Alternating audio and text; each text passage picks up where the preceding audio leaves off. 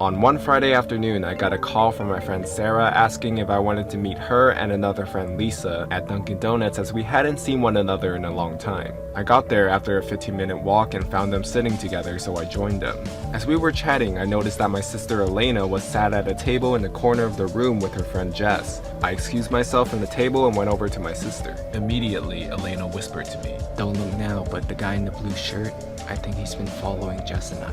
She told me that he's passed their table a good 5 times in the past 20 minutes to go to the bathroom, but he walks slower every time he passes them. I told them they were most likely being paranoid and there was nothing to worry about, but for their peace of mind, I offered to leave with them so they wouldn't feel as worried. I walked back to my table and explained the situation to Sarah and Lisa. Both of them laughed it off and assumed my sister was being paranoid as well. Literally about a minute later, I saw the man get up from his seat and walk towards the bathroom. My eyes followed him, and sure enough, he walked extremely slow past Elena and Jess. In fact, it was almost comical how obviously slow he became. Both Elena and Jess looked in my direction and I nodded to show that I had seen him walk slower. About 5 minutes later, I walked towards the restroom and I passed Elena and Jess and told them I was ready to leave whenever they were. They both agreed that they wanted to go now, so I said we could leave after I finished going to the restroom. Elena had come in her car, so she was going to give me a lift back. I was walking down the corridor back into the main eating room when Elena and Jess rushed towards me. I asked them what's going on and they explained that another man had joined the strange creeper and that the men were both pointing and staring at them. We walked back to the eating area. I put my money on our table and explained to Lisa and Sarah that I was taking off and I would explain what was going on when I got home.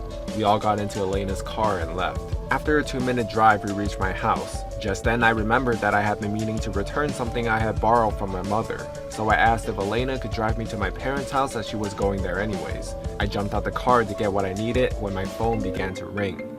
It was Elena. She explained that a car had driven past and had pulled into a driveway. She said that the driver was the creep from Dunkin' Donuts. I looked out my window and sure enough there was a car which didn't belong to the owner of the house parked on their driveway. I got the girls into the house and locked the door. I instructed Elena to take a photo of the car and the license plate and told Jess to call 911 as she would give the operator more information than what I could. Elena took the photos and we sort of gathered around Jess as she was speaking to the operator. She had finished telling the story and I heard the operator assure us that the police would be on their house soon. A few minutes passed and there was a loud knock at the front door followed by a voice shouting, "It's the police!" We all did a sigh of relief as I went to open the door. Jess told the operator that the police were here and she hung up. Definitely something she shouldn't have done. I was in the process of unlocking the door when I thought to look through the spy hole at the top. I peered through and it wasn't a police officer. It was the same guy. I froze in fear and I didn't know what to say. "We didn't call the police!" Elena and Jess were both confused as to why I said this. "You have the wrong address!" I informed the girls that it was the creep at the door and not a police officer. Both were rightfully shocked and extremely scared, as was I. "We had a call, sir!" I was about to tell Jess to call the police again until I heard the sirens. "Sir, you have to let me in!" I heard the police pull up and some commotion outside. This time an actual police officer knocked on the door and I let him in. The police officers took the man into custody while another police officer took Elena and Jess into the dining room for some brief questioning. The man was found with a kitchen knife and some other weapons in the car. Everyone was relieved and thankful the police arrived on time. Who knows what could have happened if I didn't look through the spy hole first and accidentally let that man in our house.